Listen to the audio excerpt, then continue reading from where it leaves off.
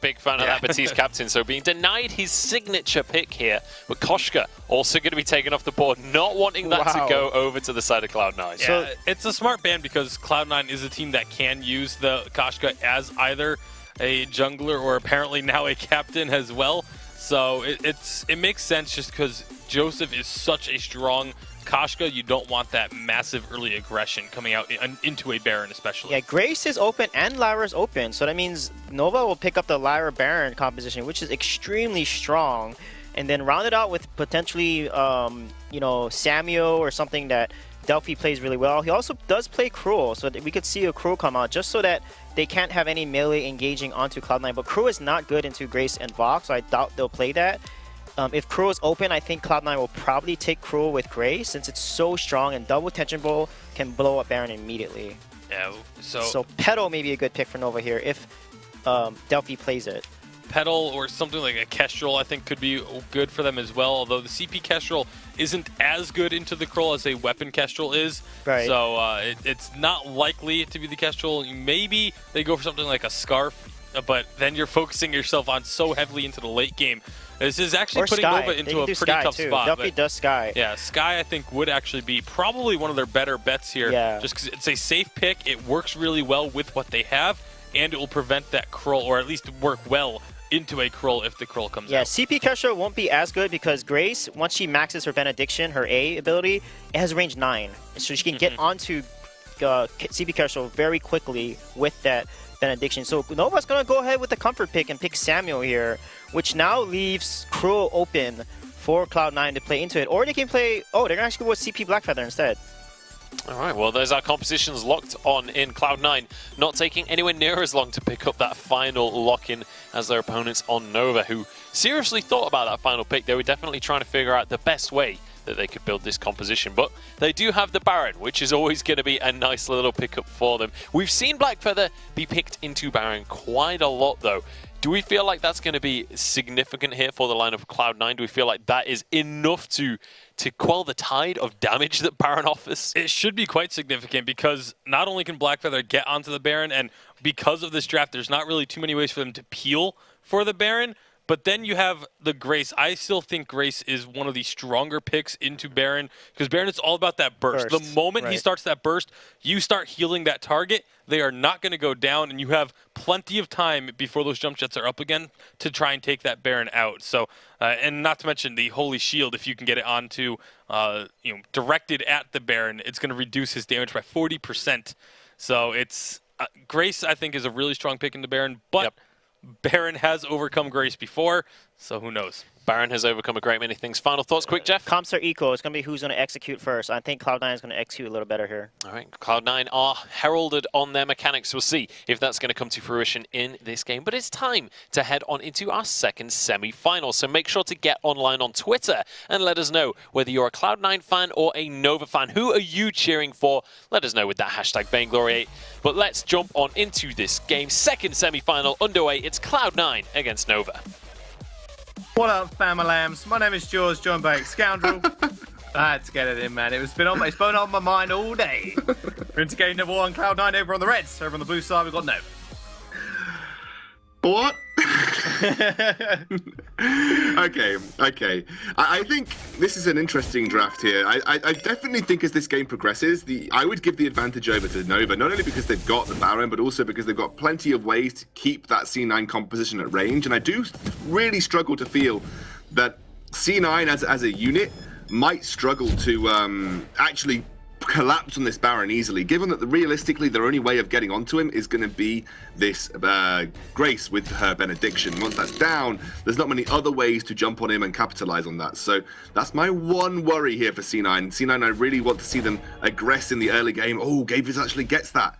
Actually gets it from a basic attack as well.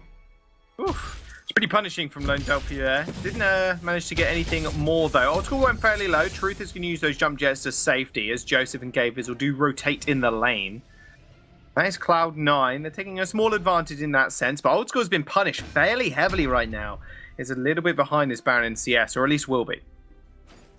I think if C9 can snowball this, and they can continuously find engages and keep putting pressure onto Baron. Like, I think the golden rule people always talk about is you kind of want to, whenever Baron gets picked in EA, and Suijay was talking about it yesterday, is that if you can take 3 turrets before Baron hits 3 items, it's usually a good metric to having the advantage over a Baron. So if you get to the point where Truth is sitting on 3 items and C9 have failed to, even take 1 or 2 turrets, you would imagine that the Nova guys are going to be pretty happy with that.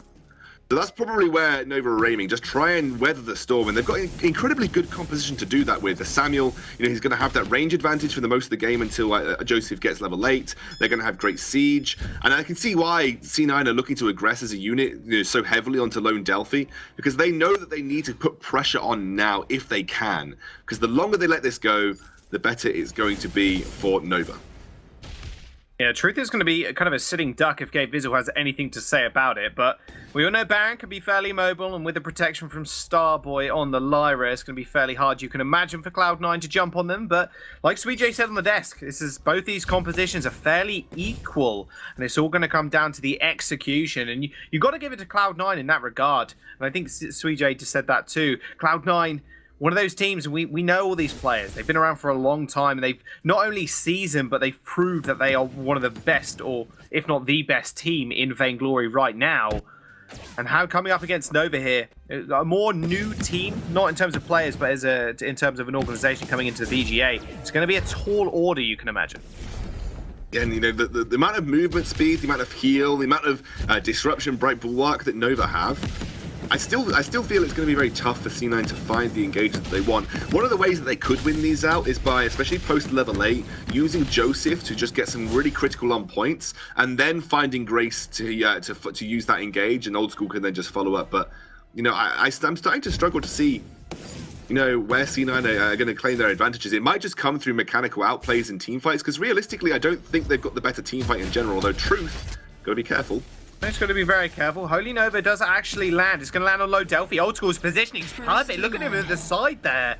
Just completely untouched, and picks up first blood as well for his troubles. Delphi goes down, and now Nova in a 2v3. Or at least they were until Joseph ended up backing off. But Cloud9, execution heavy, and they executed well. A little bit over-aggressive from Nova in their positioning here. They kind of gifted C9 that fight. Unfortunately, Starboy, or rather, I think it was Delphi, stuck between a rock and a hard place. He was trying to kite forwards with that drifting dart to put pressure on to allow Truth and Starboy the room to escape, but alas, paid for it with his own life. You need to take your foot off the acceleration pedal if you're Nova here. Don't need to over-aggress. You just need to allow Truth that time to scale up. He's now got that Sorrow Blade. The first item on that checklist has been completed. Now, C9 can obviously, in the late game, rush down this composition, and obviously Old School will be able to just be a very, very cheap build for Old School. Once Old School gets those 3 items, he's likely going to hit those before Truth can. So it's a very cheap build for Old School. So there is the opportunity for them to just straight up rush down, like Gabe Visual's doing here. Find the engage with the Benediction and literally run at your opponents, and then try and deal with them before they have the opportunity to kite back. And that's maybe where C9 are going to look for some wins in this mid game. I think the mid game is going to be so important to C9. That's where they kind of need to exploit their advantages. Level 8 on Isle of Joseph is a big spike for him. Probably 2 items on Old School. He's going to want to get that tension bow. That might be a big spike for him, especially around that level 8 time for Joseph. That is where I think C9 need to look to pull the trigger, put their foot on the acceleration pedal. Truth, going to catch out Old School maybe. Old School's very, very caught out here, overextending to the absolute max. Ends up going down there. Lone Delphi did pick up that Frostburn, so there's really nowhere for Old School to go as soon as he blew that Sonic Zoom in the boots. Does end up sacrificing his life, and now Cloud9 playing on the defensive. Yeah, and that was, again, a little bit of a mistake in terms of positioning there for Old School. It's something that we just don't often see from him. Truth, going to be forced to jump jets over the wall. Nice jump jets, though. We'll get him out safely. The scout trap will also at least give vision of their retreat. And Joseph now looking to put pressure on. He might be able to just on-point this away. Doesn't.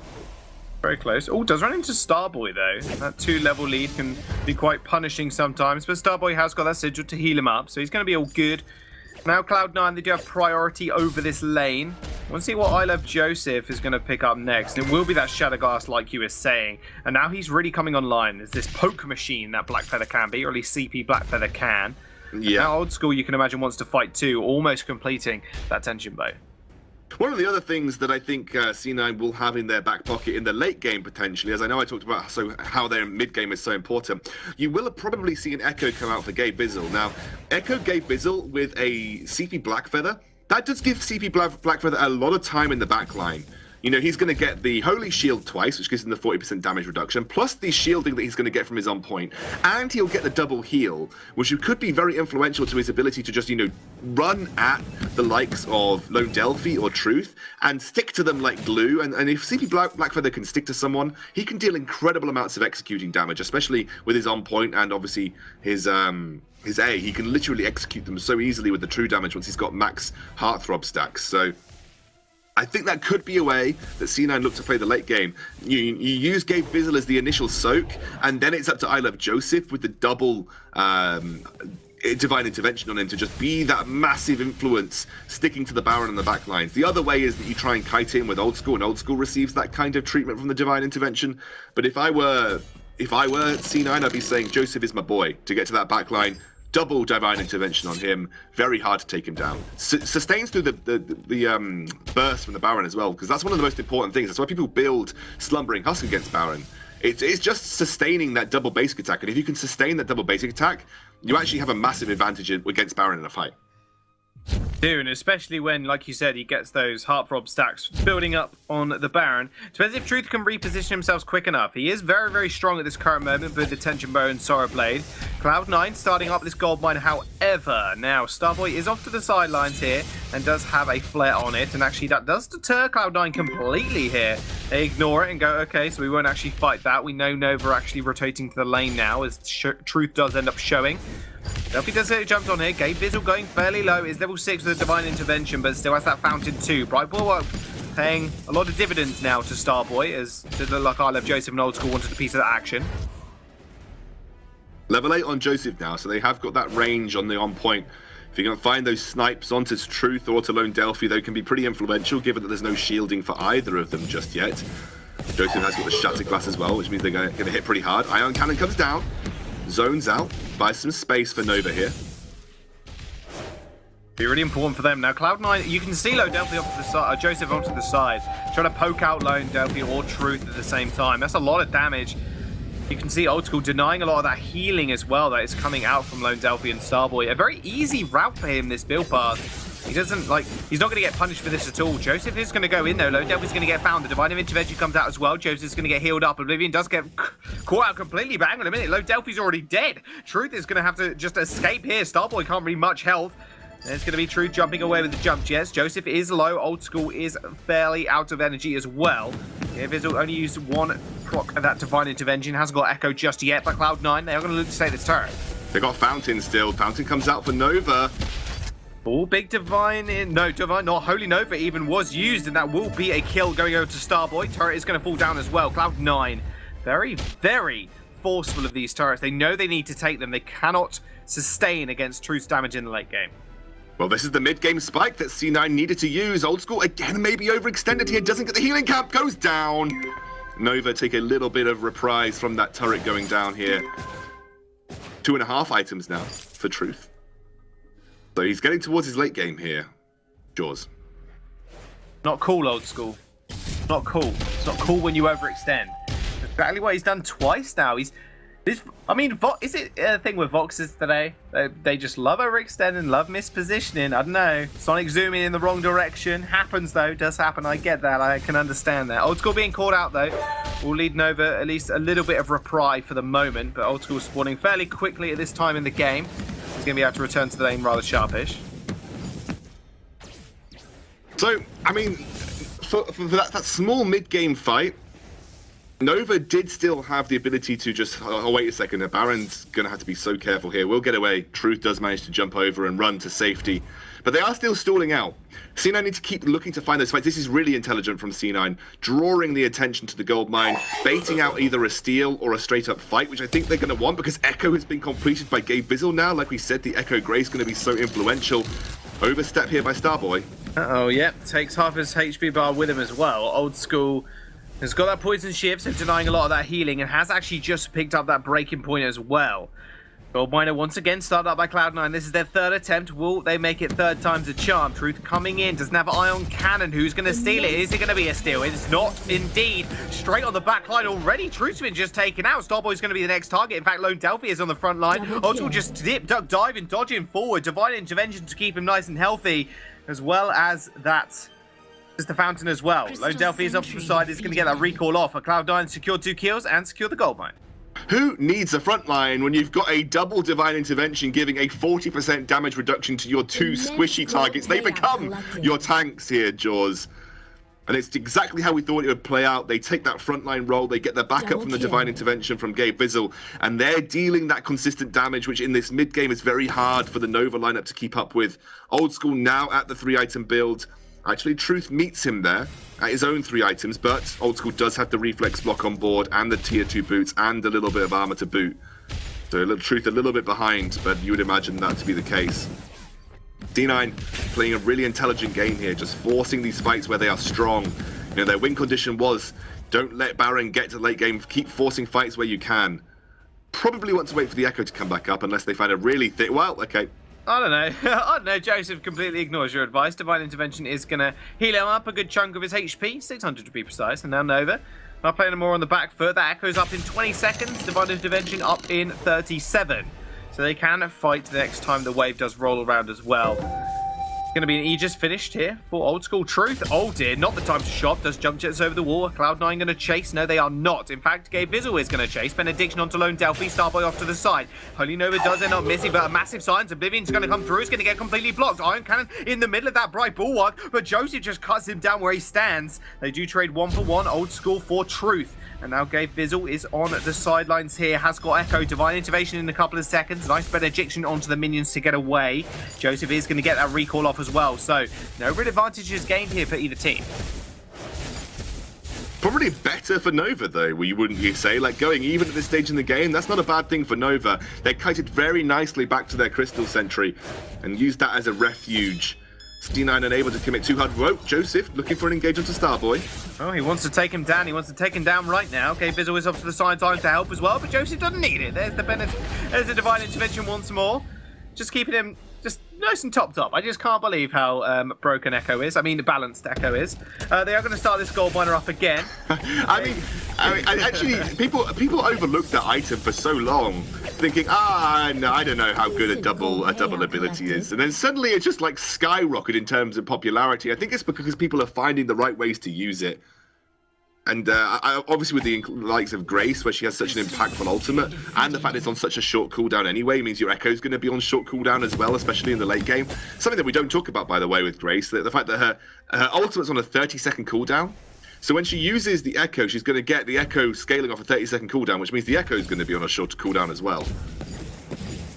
So basically going to be infinite heals coming out from Gabe Vizzle. And you can see how influential it's been for Joseph. He goes to the front line, stacks his Broken Myth, does it for free, gets the backup of the Divine Intervention to mean that he's able to continually hit when he's hitting up towards 6 to 7 Broken Myth stacks, meaning that he's able to just tear through that backline when he gets that opportunity. So I just can't believe Cloud9 right now. Execution heavy is what Suijay said, and they're executing perfectly. 15 minutes on the clock. And Cloud9 taking a firm grasp of this game. They are 5,000 gold in the lead right now. They are just pushing on to Nova's second tier turret here. What is going to happen next? What can Nova do to really come back into this game? Because right now Cloud9 are taking the fights, and they take it where it matters as well. Finding the setups also perfectly. Gabe Vizzle being the main catalyst to these fights as well, you've got to imagine. Yeah, and I really like what they've done with the heavy investment into armor. Gabe Vizzle's gone for the metal jacket, and obviously Joseph and Old School now sitting on coated plates. People often don't realize how ineffective Atlas can be against Baron, because he's got a fairly low attack speed anyway, and realistically the only thing that makes Baron so good is that double basic attack that he gets from his jump jets. That's that burst damage that he can sort of land down onto a target. And that's the one thing that you want to block, which is why Slumbering Husk has become a pretty popular item against him. And actually Grace allows you to do that with the 40% damage reduction. It just reduces the overall damage of the critical strikes of the Baron, which is really strong. They really want this turret, but are they going to be able to take it? No, they're now chasing. Wartreads is actually going to get popped here. Divine Intervention on Joseph. He's going to go onto the back line. Delphi's in a lot of trouble. In fact, they're actually just going to target Truth. Benediction on Tim. There comes the Oblivion, but it's not going to be enough. It's going to get blocked. Another Divine Intervention on Joseph to keep him nice and topped up. Starboy's going to fall now. Lone Delphi, the last member alive, the lonesome duckling, is going to get cut down. And Old School is going to find the ace, and Cloud9 once again dominating on the fold. Sentry's going to fall and actually just get eliminated. Cloud9 are going to go for the Kraken as well. Split their rotation. Old School's going to get a turret. They're going to start up the Kraken. There should be an easy 1-2 sweep. Wonderful re-engage or a counter-engage from C9, and it's that ability to have Joseph with very few tanky stats behind him, very few resistances built up, act as your front line because of how much the Holy Shield reduces the damage output of Truth and Lone Delphi. The bigger your damage in terms of a single blow, the more effective the Holy Shield is going to be, because you just reduce so much more damage with the 40% damage reduction against like the Baron critical strikes, or, you know, for instance, the empowered Malice and Verdicts. You just get a bigger impact of that 40% damage reduction because the numbers are bigger. It's just maths, right? So it's such an influential pick against the Baron, and then with the Echo, it means you have, you know, at least 3.5 seconds time in a team fight where one or two of your members split across that 3.5 seconds are going to be essentially taking a huge chunk of damage less than Baron, and any damage they do take is likely just going to get healed up by the end of the channel. I cannot believe these fights are lasting so long. Speaking of fights and lasting so long, Joseph's going to dive in on the backline again. Divine Intervention heals him up, 890 HP. I've got to mention the numbers every single time because they are absolutely ridiculous. Kraken is just marching down those turrets, is smacking away, crumbling them. In the front line stands Starboy. He is taking a fair bit of damage. Gabe Visual has found Lone Delphi though. Iron Cannon is going to come down. Truth dashing forward. They find one kill. This could be their opening they were looking for. Joseph falls, Gabe falls as well. Old School is going to get out alive. Truth trying to find that last ace kill, but it's not going to be there. Kraken is going to go down though, but it will take 1.5 turrets with it. That is always the most... I think this is... You know, when in football, people say you're always most vulnerable when you've just scored a goal. Pretty common saying in football if you sort of watch it. You're always most vulnerable when you're sieging with Kraken, because you have to split your focus between trying to go for the turret with Kraken or trying to sort of bait out a team fight or get enough damage down so that you could win a team fight or a tower dive.